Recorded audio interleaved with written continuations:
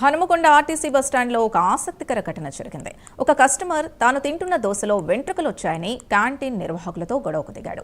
శుభ్రత లేదని ఆరోపణలు చేశాడు. దీనిపై ఆర్టీసీ విజిలెన్స్ కు ఫిర్యాదు చేయగా క్యాంటీన్ కు 2000 జరిమానా విధించారు. అయితే తాము శుభ్రత పాటిస్తున్నా ఎందుకు ఇలా జరిగిందని క్యాంటీన్ నిర్వాహకులు ఆరా తీశారు. సీసీ ఫుటేజ్ ని పరిశీలించారు. దాంతో అసలు విషయం బయటపడింది. అప్పటి వరకు రభస చేసిన కస్టమర్ తన వెంట్రుకల్ని తీసి దోశలో వేసినట్లు సీసీటీవీ ఫుటేజ్ లో స్పష్టంగా కనిపించింది. కానీ ఈ విషయం బయటపడే లోపే ఆ వ్యక్తి అక్కడి నుంచి జారుకున్నాడు.